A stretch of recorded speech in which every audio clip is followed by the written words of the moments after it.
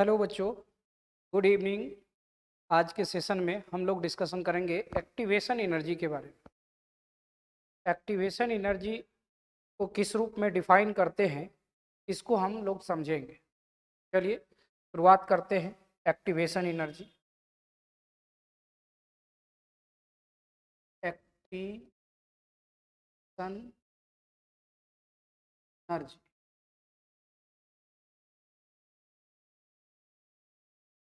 Activation energy को हम लोग सक्रिय ऊर्जा भी कहते हैं। क्या कहते हैं? सक्रिय ऊर्जा।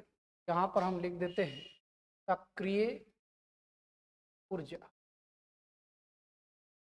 सक्रिय ऊर्जा, देखिए पिछले क्लास में हम लोग ने डिस्कशन किया था, कोई रिएक्टेंट मॉलिक्यूल है, ये रिएक्टेंट है और ये प्रोडक्ट में बदलता है। इसमें प्रोडक्ट में बदलता है। तो जब प्रोडक्ट में बदलता है तो इसमें कोलिजन होता है। रिएक्टेंट मॉलिक्यूल में क्या होता है? कोलिजन होता है। और जो कोलिजन होता है उसमें सभी कोलिजन जो है वह प्रतिफल में बदलने के लिए, जितने भी कोलिजन है वो सभी इफेक्टिव नहीं होता है। कुछ कोलिजन ऐसा होता है जो इनइफेक्टिव कोलिजन हो जाता है। इफेक्टिव कोलिजन किसको कहते हैं? वैसा कोलिजन जिसमें रिएक्टेंट मॉलिक्यूल्स के बीच जो कोलिजन होता है उसका जो एनर्जी है वह थ्रेशोल्ड एनर्जी के बराबर या उससे अधिक होता है ना, तो वो हो जाता है इफेक्टिव कोलिजन। अगर उससे कम हो जाता है तो इनइफेक्टिव कोलिजन। अब जैसे ही एनर्जी कम हो जाएगा तो वह प्रोडक्ट में प्रतिफल में नहीं बदलेगा। प्रतिफल में नहीं बदलेगा तो उसके लिए एडिशनल अमाउंट ऑफ एनर्जी की आवश्यकता होती है और उसे ही हम लोग क्या बोलते हैं? Activation energy. तो हम ऐसा कह सकते हैं, का डिफिनेशन में हम लोग लिख सकते हैं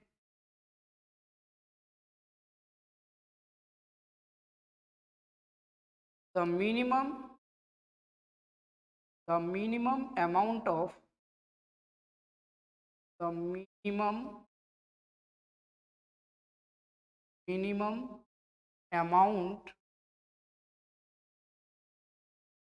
amount of additional energy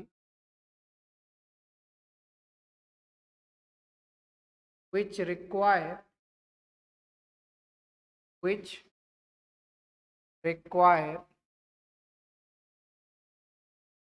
which required or reactant which required to reactant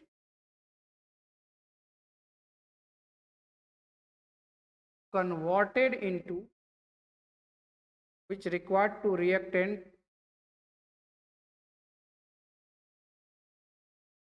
to converted into product is called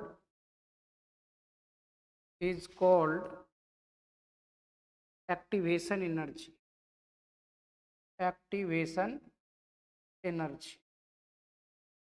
called activation energy.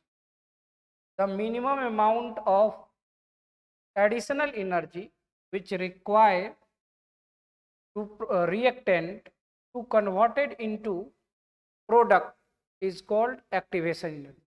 यानी कह सकते हैं किसी अभिकारक का या अभिकारक के लिए वह आवश्यक ऊर्जा जिससे कि वह प्रतिफल में बदल जाए, और ये एडिशनल एनर्जी होना चाहिए अर्थात अतिरिक्त ऊर्जा होना चाहिए। तो हम लिख सकते हैं वैसा या वह अतिरिक्त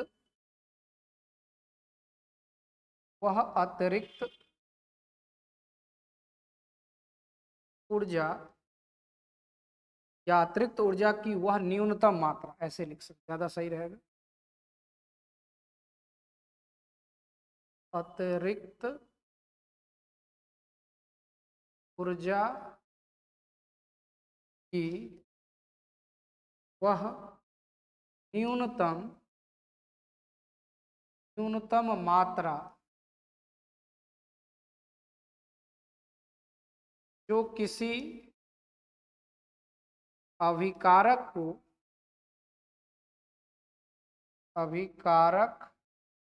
को प्रतिफल में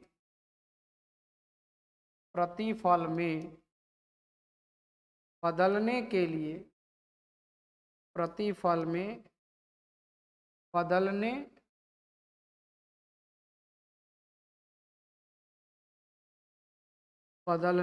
लिए आवश्यक होता है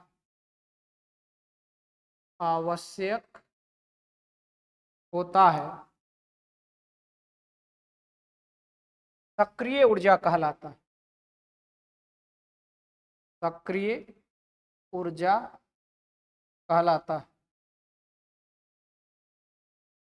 सक्रिय ऊर्जा कहलाता है।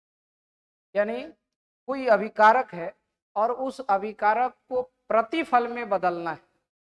प्रतिफल उत्पाद जिसको आप कहते हैं उसमें बदलना है, तो उसके लिए उसके पास जो एनर्जी होता है उसके अतिरिक्त एडिशनल अमाउंट ऑफ एनर्जी आवश्यक होता है।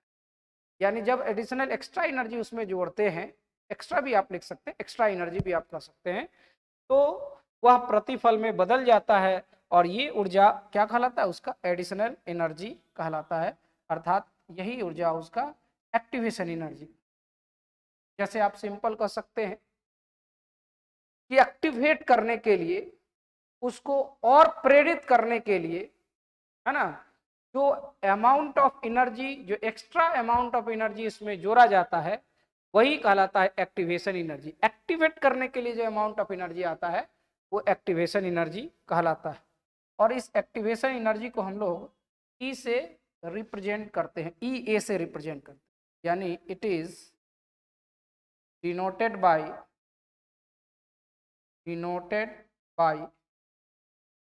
कैपिटल ई और स्मॉल ए, एक्टिवेशन एनर्जी या एनर्जी ऑफ एक्टिवेशन भी आप लिख सकते हैं। ऐसे भी लिख सकते हैं, एनर्जी ऑफ एक्टिवेशन। ठीक है। The minimum amount of additional energy which required to reactant to converted into product is called activation energy। और जैसे ही ये एडिशनल एनर्जी है, इसका मतलब है यह न तो ऋणात्मक होगा और ना ही जीरो होगा। ठीक है। एक पॉइंट और बनता है यहाँ, क्या बनता है? ये पॉइंट बनता है, इट इज नेवर जीरो और नेगेटिव। देखिए क्या लिख रहे हैं, इट इज नेवर जीरो और नेगेटिव। यह ऋणात्मक और शून्य नहीं हो सकता। अब एडिशनल एनर्जी है, एनर्जी जब जोड़ रहे हैं तो जोड़ेंगे तो कुछ पॉजिटिव में ही जोड़ेंगे ना। और निगेटिव ऐसा थोड़ी है कि जैसे ही निगेटिव करिएगा तब तो एनर्जी और घट ही जाएगा, ऐसे ही इसका एनर्जी कम है ठीक ना। तो ये कैसा होता है, ये शून्य नहीं है। शून्य किसी संख्या में जोड़िएगा तो क्या फर्क पड़ता है? शून्य जोड़ने से तो कोई फायदा ही नहीं होगा। इसका मतलब है ये शून्य से ज़्यादा होगा, ज़्यादा है तो इसका मतलब ये पॉजिटिव होगा। तो हम लोग क्या लिखे कि ये पॉजिटिव होगा, निगेटिव नहीं होगा, ना ही शून्य होगा। यहाँ लिखे यह शून्य अथवा ऋणात्मक नहीं होता। ऋणात्मक नहीं होता है। यह शून्य अथवा ऋणात्मक नहीं होता है। ठीक है। अब आते हैं एनर्जी लेवल डायग्राम को समझते हैं। इसको यहाँ से हम लोग पढ़ा लेते हैं और अगला पेज पर चलते हैं। यहाँ पर लिखेंगे energy level diagram. Energy level diagram. Energy level diagram. देखिए एनर्जी लेवल डायग्राम के लिए हमें रिएक्शन को समझना पड़ेगा। जो रिएक्शन हमारा है वो दो तरह के होते हैं। एक होता है एक्सोथर्मिक रिएक्शन और एक होता है एंडोथर्मिक रिएक्शन। ये दोनों रिएक्शन के बारे में आप डिटेल पढ़ चुके हैं, पहले से भी जानते हैं, फिर भी थोड़ा सा यहाँ पर हम बात बताएंगे आपको। ये देखिए एक्सोथर्मिक जो होता है, एक्सोथर्मिक एक्सोथर्मिक रिएक्शन तो हम लोग बोलते हैं उष्माक्षेपी, उष्माक्षेपी अभिक्रिया, उष्माक्षेपी अभिक्रिया। तो उष्माक्षेपी अभिक्रिया में क्या होता है, ये देखिए, उष्माक्षेपी अभिक्रिया में डेल्टा एच का वैल्यू निगेटिव होता है। Delta H change in enthalpy क्या होता है, निगेटिव होता है। अब यहाँ पर समझना है, जैसे ही निगेटिव होगा अर्थात हम इसको ऐसा लिख सकते हैं, ये लिख सकते हैं delta H less than zero होगा। डेल्टा एच का मान क्या होगा, लेस देन जीरो। और लेस देन लिख रहे हैं, इसका मतलब अगर हमारे पास कोई रिएक्टेंट है, ये मान लीजिए कि ये ए है और प्लस ये बी है, ये बन जा रहा है क्या है, यहाँ ई प्लस बी है, ऐसा मान लेते हैं। ये हमारा ये पूरा रिएक्टेंट है आर है और ये पूरा प्रोडक्ट ये है, ठीक है। तो इसका अगर एनर्जी देखें तो रिएक्टेंट सॉरी इसका रिएक्टेंट के लिए अगर इंथैल्पी देखें तो इंथैल्पी जो होगा ये sum of enthalpy of are का मतलब क्या है, ये इंथैल्पी ऑफ ए होगा, स्मॉल में दर्शाते हैं, और ये हो जाएगा इंथैल्पी ऑफ बी होगा। वैसा ही इसके लिए हम लोग ऐसे लिख सकते हैं, ये sum of enthalpy of product, इसका मतलब है ये इंथैल्पी ऑफ सी होगा प्लस इंथैल्पी ऑफ डी होगा, ठीक है। ये इस तरह से हम बता सकते हैं, यहाँ इसको लिख सकते हैं। अब यहाँ से देखिए थोड़ा सा परिवर्तन हम लोग करके यहाँ पर लिख सकते हैं। देखिए डेल्टा एच क्या होता है, डेल्टा एच क्या होता है, ये होता है sum of enthalpy of product minus sum of enthalpy of reactant, यही फार्मूला होता है चेंज इन इंथैल्पी का। और चेंज इन इंथैल्पी अगर शून्य है, इसका मतलब ये किस तरह का अभिक्रिया है, इसका मतलब है ये अभिक्रिया हमारा उष्माक्षेपी है, इसमें उष्मा ऊर्जा का रिलीज होता है, यानी बाहर निकलता उत्सर्जन होता है, ठीक है। तो अब यहाँ से देखिए, अब यहाँ से हम थोड़ा सा और आगे इसको बढ़ाते, क्या हम ये जो इक्वेशन है इसको इस तरह से लिख सकते हैं, डेल्टा, कलर चेंज कर लेते हैं, ये देखिए डेल्टा एच का जो वैल्यू है, यहाँ से आपने क्या लिखा है, delta H less than zero है, का मतलब है enthalpy sum of enthalpy of product minus sum of enthalpy of reactant, ये पूरा लेस देन जीरो होगा। और जब ये लेस देन जीरो होगा तो देखिए क्या हम ऐसा लिख सकते हैं, ये माइनस से इधर भेज देते हैं, आपके पास ये आ जाएगा sum of enthalpy of product less than sum of enthalpy of reactant आ जाएगा, ठीक है। अब इसी से एनर्जी लेवल डायग्राम हम लोग बनाते हैं इस दोनों की सहायता से। देखिए क्या बना सकते हैं, हमारे पास यहाँ एक ये एक्सिस हो जाएगा और ये दर्शाएगा पर एनर्जी, ठीक है। और दूसरा हम लेते हैं जो एक्सिस हम दर्शाएगा रिएक्शन पाथ, ये एक्सिस जो है ये दर्शाएगा रिएक्शन पाथ, ठीक है। अब यहाँ से इसका हम लोग बनाते हैं इस तरह का, अगर ये पहले क्या देख रहे हैं, प्रोडक्ट का इंथैल्पी ज़्यादा है, यहाँ से दिखाते हैं ये पोजीशन है, और रिएक्टेंट का इंथैल्पी क्या है, और प्रोडक्ट का कम है, रिएक्टेंट का ज़्यादा, ठीक है। तो इस तरह से दिखाएंगे ये प्रोडक्ट के लिए, है ना, इस तरह का फॉरवर्ड रिएक्शन, ये ग्राफ इस तरह का आएगा, ठीक है। अब यहाँ समझना है क्या क्या हमने बात की, ये क्या है, ये है रिएक्टेंट आर है, ये क्या है प्रोडक्ट के लिए है, ठीक है। अब थोड़ी सी बात को यहाँ पर समझना है, समझना ये है, ये जो इसका मैक्सिमम पिक पॉइंट होता है, ये जो देख रहे हैं ये पिक पॉइंट है, स्पर्श रेखा को थोड़ा सा इसको और नीचे और इसको बढ़ा लेते हैं। यहाँ देखिए, अब यहाँ पर एनर्जी जो आता है, ये एनर्जी यहाँ से यहाँ तक का जो एनर्जी होता है, इसको हम लोग activation energy of forward reaction लिखते हैं, यानी ई ए लिखते हैं। ये activation energy of forward reaction के लिए होता है। और यहाँ से यहाँ तक का इसको अलग कलर से दिखा, ये जो होता है ये डैश होता है activation energy of backward direction, यानी बैकवर्ड रिएक्शन के लिए। और ये जो दोनों लाइन है, थोड़ा सा इस दोनों लाइन को समझते हैं। ये जो देख रहे हैं, इसको डॉटेड लाइन यहाँ से मिलाइएगा, थोड़ा सा आगे ये बढ़ेगा और ही रहना, और इसी का ये हम लाइन से थोड़ा सा इधर बढ़ के लाते हैं। तो यहाँ पर जो चेंज इन आएगा, ये जो देख रहे हैं, ये क्या आएगा, यही डेल्टा एच का वैल्यू आता है। यही क्या आएगा, डेल्टा एच का वैल्यू आता है। तो यहाँ पर जो आपके पास सिचुएशन, अच्छा एक बात और ये लिख दीजिए, ये रिएक्शन पाथ है, रिएक्शन पाथ, ये रिएक्शन पाथ है। और ये जो आप देख रहे हैं, ये क्या बताता है, एनर्जी के लिए दर्शाता है। ये एनर्जी, ये एनर्जी लेवल डायग्राम आप बना रहे हैं, तो ये एनर्जी इस तरह से आएगा। अब जैसे ये सिचुएशंस हमारे पास आ गया, तो डेल्टा एच का जो वैल्यू होगा, डेल्टा एच का वैल्यू ये होता है forward activation energy of forward reaction minus activation energy of backward reaction. इसका फॉर्मूला हम यहाँ पर लिखेंगे। देखिए, ये फॉर्मूला को हम यहाँ पर लिखते हैं,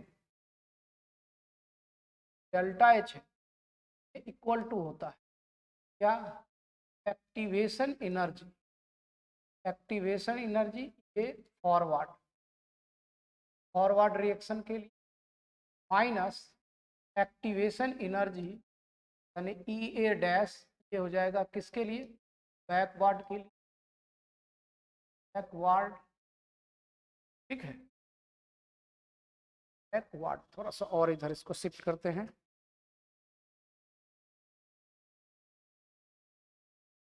यहाँ लिखेंगे ये फॉरवर्ड, और ये फॉरवर्ड और ये बैकवर्ड के लिए फॉर्मूला है। अब यहाँ पर देख रहे हैं कि डेल्टा एच का वैल्यू क्या है, लेस देन जीरो है। डेल्टा एच का वैल्यू यहाँ देखिए, delta H change in enthalpy क्या है, लेस देन जीरो है। जब लेस देन जीरो है, तो हम इस जो ये जो हमारे पास जो इक्वेशन आया है, उसमें भी हम लेस देन जीरो कर देंगे। और जब लेस देन जीरो करिएगा, तो इसको आप आगे बढ़ाइएगा, तो क्या हो जाएगा, फॉरवर्ड रिएक्शन के लिए, फॉरवर्ड रिएक्शन के लिए एक्टिवेशन एनर्जी ज़्यादा होगा। देखिए, ये एक्टिवेशन एनर्जी किसके लिए हो गया, फॉरवर्ड का, और ये सॉरी बैकवर्ड का, फॉरवर्ड के लिए, बैकवर्ड के लिए, ये क्या हो जाएगा, बैकवर्ड के लिए, ये बैकवर्ड ना होगा, ये जो आप देख रहे हैं ये बैकवर्ड इस साइड का है ना, ये फॉरवर्ड के लिए, ये रिएक्टेंट से प्रोडक्ट, ये प्रोडक्ट से रिएक्टेंट, प्रोडक्ट से रिएक्टेंट मतलब ये बैकवर्ड आ जाएगा, और ये क्या है, फॉरवर्ड रिएक्शन के, ठीक ना। तो थोड़ा सा और इसको हम इधर शिफ्ट कर लेते हैं, और ये फाइनल इसका आप उसको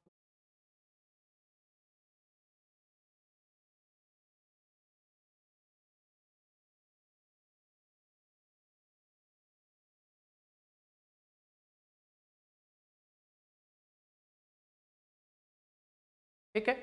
यहाँ से देखिए, ये जो आप पोजीशन आप देख सकते हैं, यहाँ से हम इसको थोड़ा छोटा करके ऐसा लिख सकते हैं कि अभी हम लोग थोड़ा देर पहले लिखे हैं कि डेल्टा एच का वैल्यू लेस देन जीरो है, इसीलिए इसीलिए ये फॉरवर्ड के लिए, फॉरवर्ड माइनस ए डैश बैकवर्ड, बैकवर्ड ये हो जाएगा लेस देन जीरो। अर्थात कि हम ऐसा लिख सकते हैं कि हो गया फॉरवर्ड, और ये लेस देन हो जाएगा किसके, ए डैश, और ये बैकवर्ड, बैकवर्ड के लिए, ठीक है, यहाँ पर लिख देंगे ये बैक। ये स्पष्ट यहाँ से ये पूरा आ गया। इसके लिए अभी हम लोग बात कर रहे हैं, ये रिएक्शन है कैसा, उष्मा क्षेपी रिएक्शन, यानी हीट रिलीज हो रहा है। अब इसके बाद का जो कंडीशन आएगा वो इंडोथर्मिक रिएक्शन के लिए एनर्जी लेवल डायग्राम होगा। तो चलिए अगले स्टेप में हम चलते हैं, सेकेंड स्टेप में।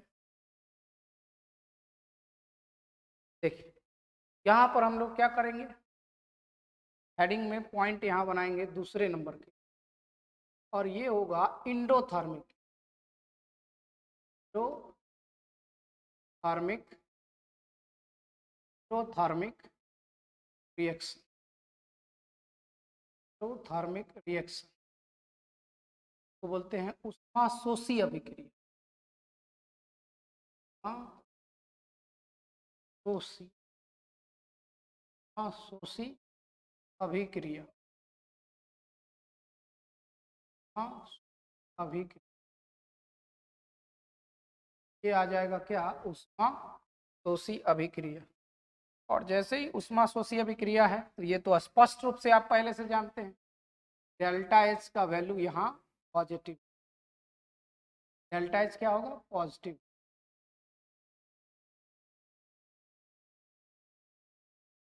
डेल्टा एच यहाँ पॉजिटिव होगा, दैट इज डेल्टा एच का वैल्यू ग्रेटर देन जीरो, अर्थात डेल्टा एच का वैल्यू जीरो से बड़ा हो जाएगा।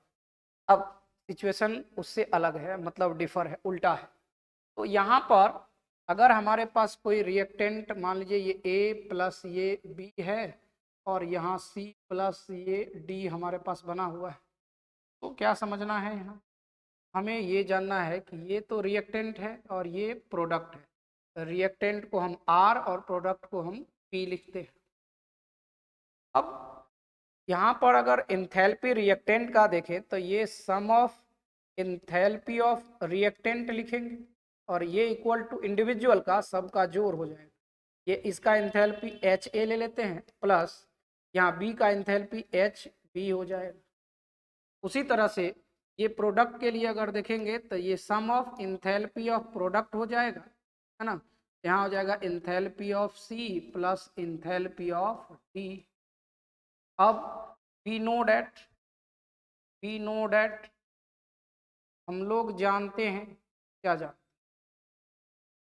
तो जानते हैं, नहीं जानते, पूरा बात जानते हैं, क्या जानते हैं, तो ये जानते हैं कि डेल्टा एच जो होता है वो होता है किस ना, एंथैल्पी ऑफ यानी sum of enthalpy of product minus sum of enthalpy of reactant. ये तो जानते हैं ना, ये फॉर्मूला आप पढ़े हैं, नहीं भी पढ़े हैं तो आप जान लीजिए।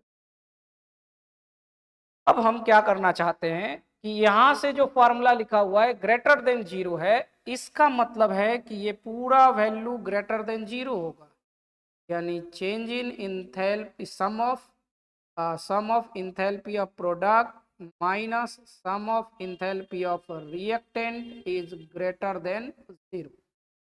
फिर इसको इधर भेज दीजिए, तो इस बार आप क्या देख रहे हैं, एंथैल्पी ऑफ यानी sum of enthalpy of product ज़्यादा हो जाता है sum of enthalpy of reactant से, यानी रिएक्टेंट वाला इस बार क्या है, कम, रिएक्टेंट वाला इस बार कम है और प्रोडक्ट वाला इस बार ज़्यादा है। तो ग्राफ किस तरह का आएगा, देखिए ग्राफ हमारा कुछ इस तरह का, थोड़ा सा ये ग्राफ का कलर भी हम बार चेंज कर लेते हैं, रहा, और तरह से ले। अब देखो हमारे पास ये बात का ध्यान रखना है इस बार एंथैल्पी ऑफ प्रोडक्ट ज़्यादा है और एंथैल्पी ऑफ रिएक्टेंट कम। इससे पहले वाले में एंथैल्पी ऑफ रिएक्टेंट ज़्यादा होता था, प्रोडक्ट कम हो जाता। तो ऐसे में हम लोग को क्या करना है, यहाँ से ये हो गया और इसको थोड़ा सा ऊपर यहाँ। अब इस लाइन को ऐसे करके इस तरह का एक ग्राफ लोग ड्रॉ कर और ऊपर कर।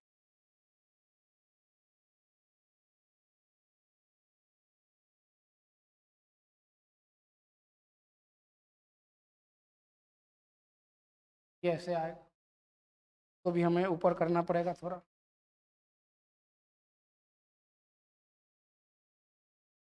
अब यहाँ से ड्रॉ करते हैं, इसको टच करता हुआ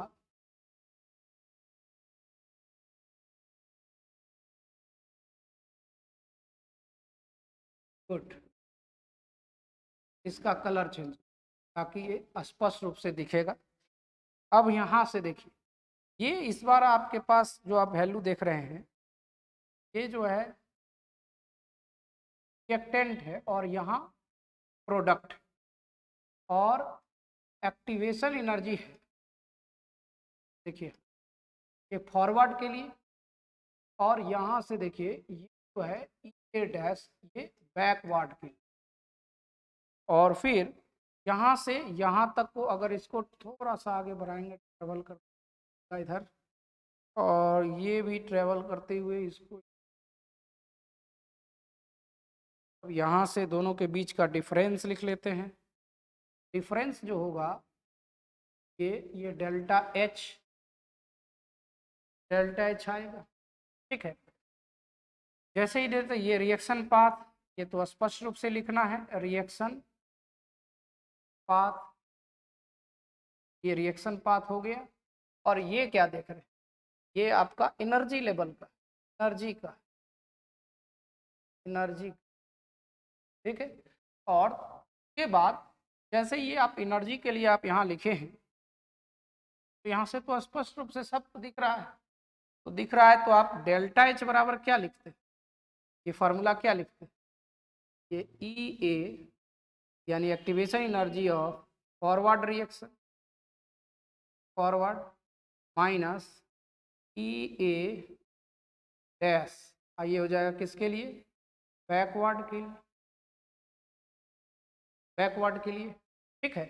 और डेल्टा एच का वैल्यू आप यहाँ से ये फार्मूला जो देख रहे हैं, इस फार्मूला को ध्यान रख करते हुए देखिए, ये आपके पास एंडोथर्मिक रिएक्शन है, इस बार उष्माशोषी अभिक्रिया है।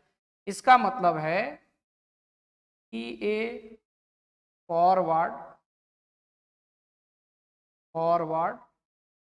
माइनस ई ए डैश बैकवर्ड,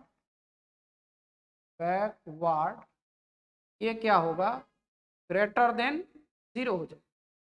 और जैसे ही ग्रेटर देन 0 होगा, इसको आप उधर भेजिएगा, फॉरवर्ड रिएक्शन का जो एक्टिवेशन एनर्जी है ज़्यादा हो जाएगा, किससे, बैकवर्ड रिएक्शन, ये ज़्यादा हो जाएगा इससे, बैकवर्ड रिएक्शन, यानी बैकवर्ड अभिक्रिया में पाश्य अभिक्रिया इसको बोलते हैं।